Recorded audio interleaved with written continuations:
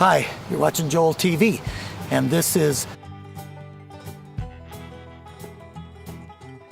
a garden my parents gardened probably since the 40s. Hang on. And you know, I'm trying to keep it up a little bit. Plus, I like to eat. I was raised on, you know, things growing right in the backyard and eating, and you know. So anyway, watch my garden grow. I never paid attention to how my parents did it. You know, what did they do? I do remember occasionally I'd have to take a pretty long drive in a pickup truck and go get a bunch of horse manure and spread it all over the garden, and my dad would, you know, till it in, and you know, they did it right. I'm the guy that doesn't really have the time for another hobby to do it right. I think I know how to do it right, or at least I would figure out how to do it right. But anyway, what I can show you is like how to do it possibly wrong, and maybe nothing will grow. But what I can definitely show you how to do is like you should just do it, and you don't have to spend a lot of money. I mean, if you don't have any money and you want to eat, you know, your pumpkin pie that you made, or yellow peppers that you picked, or I don't eat these crook neck squash, but I was asked to make a couple of more shaker gourds for somebody. And then watermelon, and here's the real kind of fun part. It's really fun to watch corn grow. All in all, I mean, I probably under $10 could have a pretty hellacious garden. I'm not going to brag about what I've been able to do right, but anyway, yeah, you're going to see about. I'm going to try 4 ears of corn this year. 4 rows of corn this year. I've been really perplexed about this next thing. Is it's like, okay, my family started covering the whole garden with plastic and then just punching holes and buying starter plants and doing that. And if you got a little bit of money, that's probably the best way to do it. Well, I maybe don't have a lot of money, or I'm still, because I have my own show all about how to help people garden. You know, since I have my own show, I have to think of, what do I have to think of? Just satisfying myself, I guess. Okay. All right, here's the thing.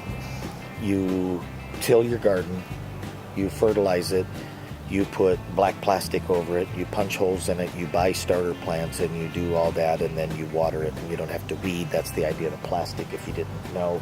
I mean, you know, there's an investment there. The plants are probably $3 each. If you want to really do it from scratch, I guess, which is what you'd say I'm doing, is I didn't fertilize. All I did was till this dirt. I haven't fertilized it in probably 8-10 years. It hasn't had fertilization other than my ashes. Not my personal ashes, not yet anyway. But I'm going to do something different. Normally, here's what I do. I take the Explorer there, and I drive all up and down the garden, and I pack it down really, really tight. This is my own method, my own trick. All right, well, I just kind of hacked around there. Normally, I would take 2 stakes and a string and tie a rope, and not a rope, a piece of string, and make nice straight lines and have a pretty good idea how far apart they were. And this year I just kind of looked, and I think they kind of zigzag, but you know, maybe there's something to that element of growing as well. Maybe these farmers that, you know, their equipment is designed to make straight rows, maybe S's would be better, who knows. I'm going to start the process of going around and smashing the garden segment here. So you're watching my garden grow exclusively on Joel TV. Hi. Watch my garden grow. I have to come up with a whole new thing, I guess. All right, I'll be back. He drove around till the moon went down. Then a light in the sky got him turned all around. The sun went up and the sun went down, but that man lost his dog, got him turned.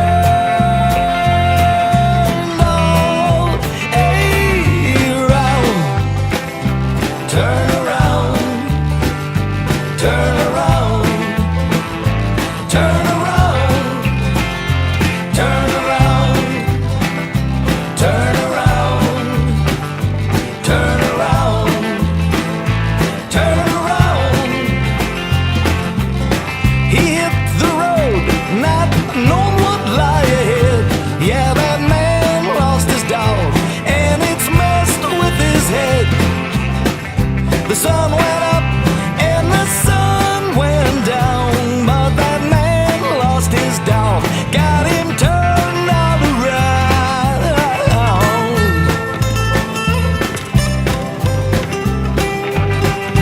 Well, that was fun, and there's a couple of good things, reasons to do that.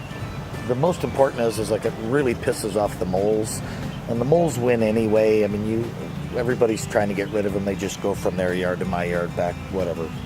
It really pisses them off. I mean, they're going to come up the ground everywhere after this one. Because, another thing that I like to do is, there's a couple of reasons for this as well, set up a clothesline, dry your clothes on the line. So anyway, I'm going to get my clothes off the line because it's starting to rain, and I'm trying to be as efficient as possible. So I'll leave the camera out here for a second while I take clothes in. Welcome back to watch my garden grow.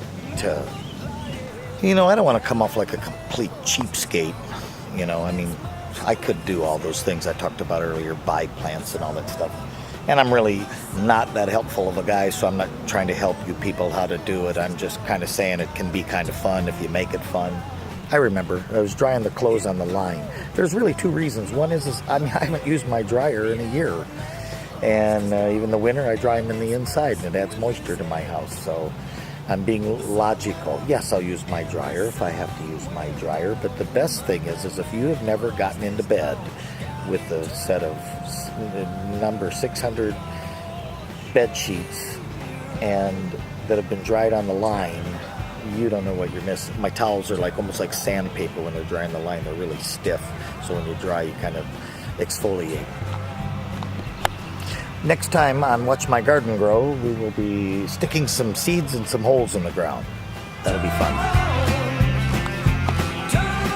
This here I call Death Valley because when I plant something here, it usually gets drowned.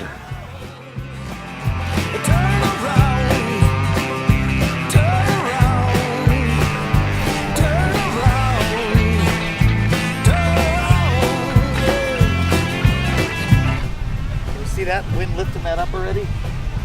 Just try and get it so the air can't get underneath it, lift it. And usually once it's laid flat and it just kind of conforms to the soil.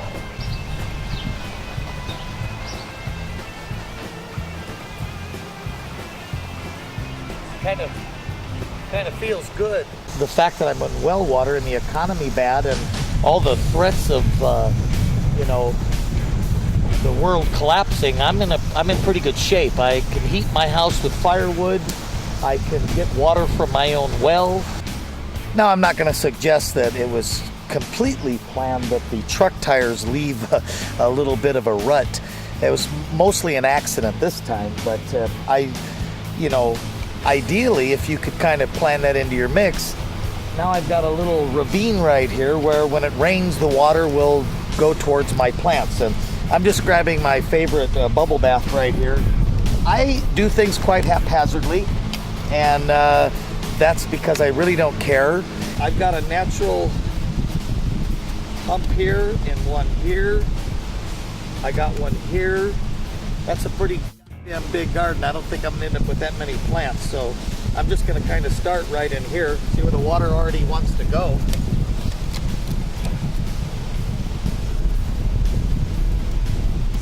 There you have it. Soon enough, I'll be eating a tomato right from this very spot.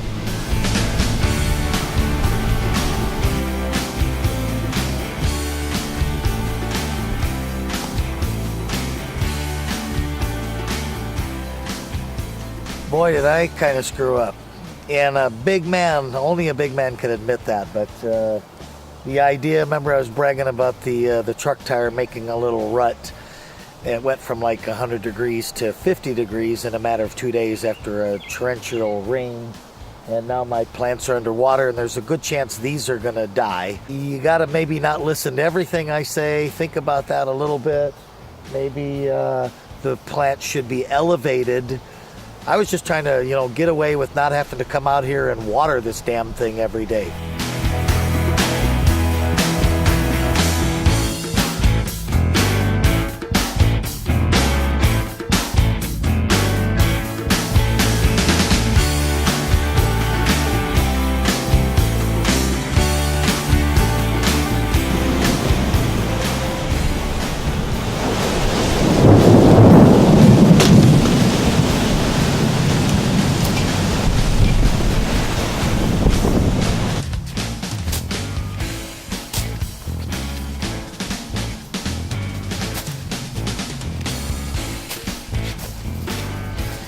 All right, it's now August 5th, I believe, Sunday, 2012. And you're tuned in to Watch My Garden Grow. I've eaten lots of zucchini out of here.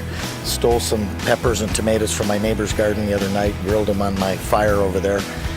And I've eaten 2 cantaloupe. You know, I'm not a weeding kind of a guy, so that's why it might produce even better. But I mean, where else are you going to get something like this?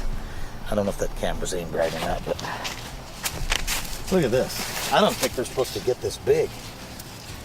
That's a damn big cantaloupe. This is my garden, and there's the corn over there, and if the raccoons don't get it, we'll be roasting some corn on the grill. And you know, this is the age of survival, and I haven't worked that hard at this, and I've been able to, I mean, if you could live on, you know, just these things, which you should be able to, you should be able to just get some seeds like I did, plant these things, and have food. And you better be smart. You better be squirrel-like and save the stuff. Figure out how to save the stuff. That's the next thing. How do you save it? Now, this is in the event of a nuclear holocaust, but everybody's going to give up anyway if that really happens and say, oh, good, you know, why bother? We all got radiation poisoning going on anyway, but I figured it would be fitting to show the height of the corn. Today.